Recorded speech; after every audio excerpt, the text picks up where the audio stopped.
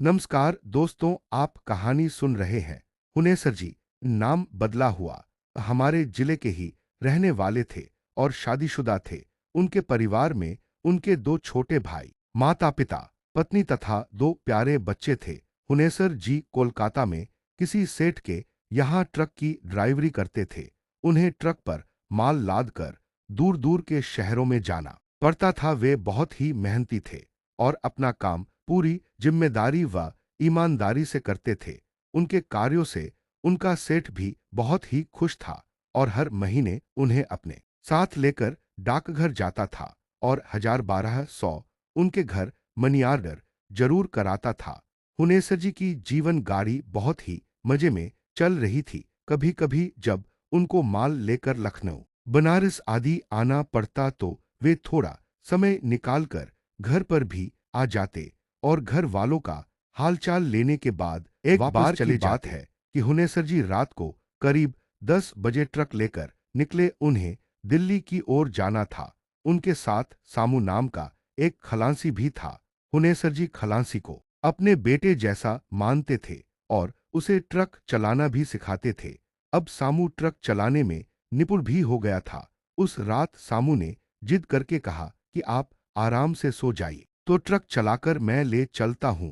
हुनेसर जी ना कहकर ट्रक खुद चलाते हुए निकल पड़े और सामू उनके बगल में बैठा रहा। रात के करीब 1 बजे होंगे और ट्रक एक चौड़ी सड़क पर तेज गति से दौड़ा चला जा रहा था। अचानक हुनेसर जी को पता नहीं क्या हुआ कि वे सड़क किनारे ट्रक रोककर बीड़ी सुलगाकर पीने लगे। बीड़ी पीने के बाद वे सामू से बोले कि मुझे बहुत नींद आ रही है, अस्तु मैं सोने जा रहा हूं, तुम एक काम करो, मजे में धीरे धीरे ट्रक चलाकर ले चलो। सामू तो ट्रक चलाना ही चाहता था। उसने हामी भरकर ट्रक की स्टेयरिंग पकड़ ली और धीमी गति से ट्रक को दौड़ाने लगा। लगभग आधे एक घंटे के बाद जब सामू को लगा कि अब हुनेसर जी गहरी नींद में सो रहे हैं तो उसको मस्ती सूझी। उसने ट्रक की स्पीड बहुत ही तेज कर दी और गुनगुनाते हुए ड्राइविंग करने लगा। अचानक उसे पीछे से एक और ट्रक आती दिखाई पड़ी, शायद जिसकी स्पीड और भी तेज थी। उसने सोचा कि शायद पीछे से आ रही ट्रक उससे आगे निकलना चाहती है। सामू का भी खून अभी तो एकदम नया था, वह भला ऐसा क्यों होने दे। उसने भी ट्रक का एक्सीलेटर चांपते हुए ट्रक को और भी तेज दौड़ाने लगा। अरे यह क्या! उसने ट्रक की स्पीड इतनी बढ़ा दी कि ट्रक अब उसके काबू से बाहर हो गई। वह कुछ सोच पाता इससे पहले ही ट्रक सड़क छोड़कर उतर गई और एक पेड़ से टकराकर पूरी तरह से नष्ट हो गई। इस दुर्घटना में हुनेसर जी तो प्रभु को प्यारे हो गए, पर सामू बच गया। उसे कुछ ट्रक चालकों ने पास के अस्पताल में भर्ती कराकर उसके सेठ को सूचना भिजवा दी थी। सामू 4-5 दिन अस्पताल में पड़ा रहा। उसे अपनी गलती पर बहुत ही पछतावा हो रहा था। उसकी एक गलती से उसके पिता समान हुनेसर जी को अपनी जान गंवानी पड़ी थी। उसका दिल रो पड़ा था, पर अब विधि के विधान के आगे वह कर भी क्या सकता था। उसने तय कर लिया कि अब वह जो भी कमाएगा उसका आधा हुनेसर जी की परिवार को दिया करेगा। अस्पताल से छुट्टी मिलने के बाद वह वापस कोलकाता आ गया। अपने सेठ से मिलकर उसने सारी बात बताई और अपनी गलती पर फूट फूट कर रोने लगा। सेठ ने उसे समझाते हुए कहा कि अब रोने धोने से कुछ होने वाला नहीं, पर हम अभी हुनेसर जी के परिवार वालों को कुछ बताएंगे नहीं और समय समय पर उसके परिवार की मदद करते रहेंगे। इसके साथ ही उन्होंने सामू से एक ऐसी बात बताई जिसे सुनकर सामू पूरी तरह से डर गया। उसके रोंगटे खड़े हो गए। दरअसल सेठ ने सामू को बताया कि हुनेसर जी बराबर बताया करते थे कि मालिक जब भी यहां से माल लेकर दिल्ली के लिए निकलता हूं तो रात को करीब 1-2 बजे एक सुनसान जगह पर ऐसा लगता है कि कोई ट्रक तेजी से पीछे से आ रहा है और हमें ओवरटेक करने की कोशिश कर रहा है। पीछे देखने पर वह ट्रक दिखाई नहीं देता, पर ट्रक के मिरर में वह साफ साफ ओवरटेक करते हुए दिखता है। कई बार तो मैंने अपने ट्रक को किनारे लगाकर उतर कर देखा तो पीछे कोई ट्रक ही नहीं दिखा तेजी से आता। वह ट्रक केवल रात को ही, और वह भी मिरर में ही दिखता है। मालिक, इस ट्रक के चक्कर में कई ट्रक वालों का एक्सीडेंट हो गया है, समझ में नहीं आता कि ऐसा क्यों होता है। आगे उस सेठ ने कहा कि मैं हुनेसर जी की बातों को सुन तो लेता था, पर उस पर ध्यान नहीं देता था, क्योंकि ऐसे कैसे हो सकता है कि कोई ट्रक होकर भी ना हो। और वैसे भी मैं भूत प्रेत में विश्वास नहीं करता, पर तुम्हारी बातें सुनने के बाद पता नहीं क्यों अब मुझे हुनेसर जी की बातों पर विश्वास होने लगा है। सेठ जी के इतना कहते ही सामू को काठ मार गया।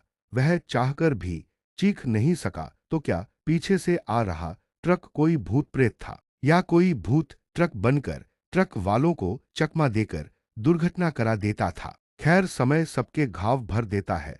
सेठ भी अपने काम में लग गए और सामू भी। 3 महीना बीतने के बाद एक दिन सेठ ने सामू से कहा कि चलो हुनेसर जी के घर चलकर आते हैं। इस बात को छिपाना ठीक नहीं होगा, और साथ ही हुनेसर जी के परिवार की कुछ आर्थिक मदद भी कर देंगे। हुनेसर जी थे तो हर महीने उनके परिवार को मनी आर्डर चला जाता था, पर पिछले 3 महीने से मनी आर्डर भी नहीं गया, और ना ही कोई पत्र आदि।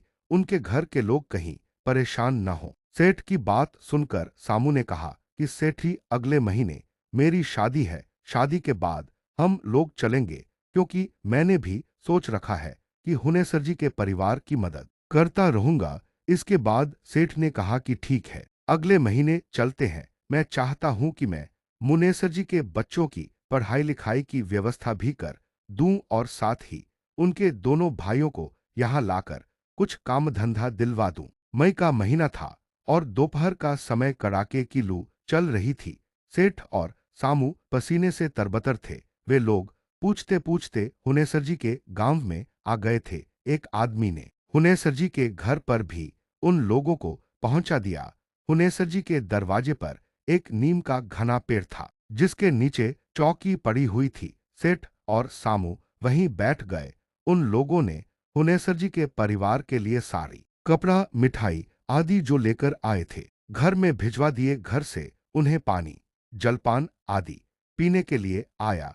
पानी ओनी पीने के बाद उन दोनों ने हुनेसर जी के पूरे परिवार को यह दुखद घटना सुनाने की सोची। अरे, यह कहा। अभी वे लोग कुछ कहने ही वाले थे, तभी डाकिये के साइकिल की घंटी ट्रिन ट्रिन बजती हुई उसी नीम के आगे आकर रुक गई। फिर डाकिये ने हुनेसर जी के पिताजी को जयरम्मी करते हुए मनी आर्डर सौंपा। मनी आर्डर सौंपने के बाद डाकिया चला गया। डाकिये के जाने के बाद हुनेसर जी के पिताजी ने कहा कि जब आप लोग आ ही रहे थे, तो फिर हुनेसर को यह पैसे डाक से लगाने की क्या जरूरत थी? आप लोगों से हाथ से ही भिजवा दिया होता। हुनेसर जी के पिता के मुंह से इतना सुनते ही सेठ और सामू दोनों हक्के बक्के हो गए। सेठ ने थूक घोंटकर हुनेसर के पिताजी से पूछा कि क्या कहा आपने? हुनेसर जी ने मनी आर्डर भेजा है। सेठ की यह बात सुनते ही हुनेसर के पिताजी ने बिना कुछ बोलते हुए 100 के 8 नोट तथा मनी आर्डर वाला छोटा कागज का टुकड़ा, जिस पर पता लिखा था, सेठ के आगे बढ़ा दिया। सेठ जल्दी जल्दी उस कागज के टुकड़े को उलट पुलट कर देखने लगे। उन्हें कुछ भी विश्वास ही नहीं हो रहा था, क्योंकि मनी आर्डर के उस कागज पर जो लिखाई थी, वह हुनेसर जी की ही थी, और वह पैसा उन्होंने पिछले महीने ही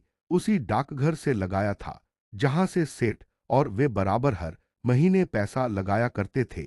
अब तो सेठ एकदम से घबरा गए थे, साथ ही सामू के चेहरे का रंग भी उड़ गया था। उन दोनों को समझ में नहीं आ रहा था कि यह क्या हो रहा है। तभी हुनेसर जी बोल पड़े कि कुछ भी हो, पर भगवान ऐसा लड़का सबको दे। हम लोगों की बहुत ही सुध रखता है, और हर महीने थोड़ा कम या ज्यादा मनी आर्डर जरूर कर देता है। इतना सुनते ही सामू बोल पड़ा कि काका, क्या पिछले महीने भी हुनेसर जी ने मनी आर्डर किया था? हाँ कहते हुए हुनेसर जी के पिताजी ने कहा कि अरे भाई, हाँ हाँ, पिछले महीने तो उसने 12 रुपए भेजे थे। इतना सब सुनने के बाद आप लोग खुद ही सोच लीजिए कि सेठ और सामू किस परिस्थिति में होंगे।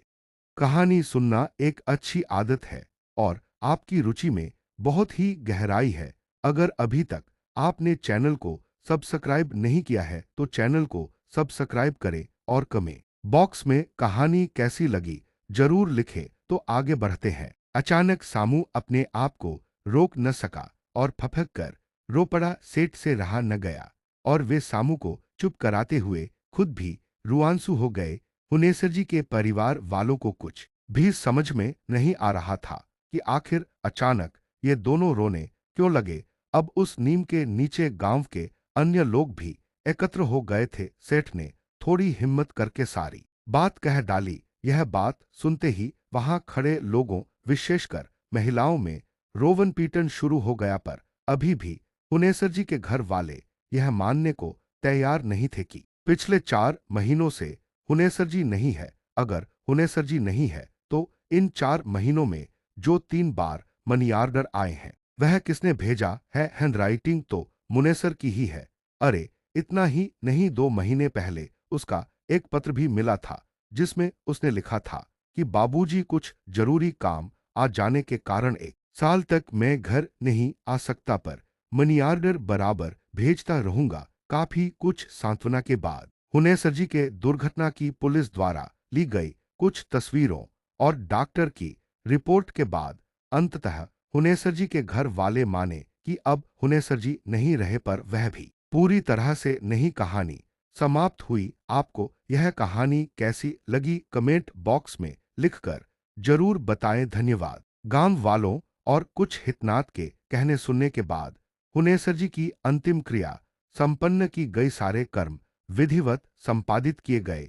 इसके बाद हुनेसर जी के दोनों भाई सेठ के पास कोलकाता चले गए। सेठ ने उन्हें एक कारखाने में अच्छे वेतन पर नौकरी दिलवा दी। इसके साथ ही सेठ हर महीने हुनेसर जी के परिवार के लिए कुछ पैसे मनी आर्डर करता रहा। खैर जो भी, पर अभी भी सामू को यकीन नहीं कि उसका पीछा करने वाला ट्रक कोई भूत चला रहा था और मरने के बाद भी हुनेसर जी अपने परिवार को मनी आर्डर करते रहे। खैर अब हुनेसर जी के परिवार को पूरी तरह यकीन हो गया है कि अब हुनेसर जी इस दुनिया में नहीं है, क्योंकि अब उनका पत्र मनी आर्डर आदि भी नहीं आता और इस घटना को भी तो काफी समय हो गए।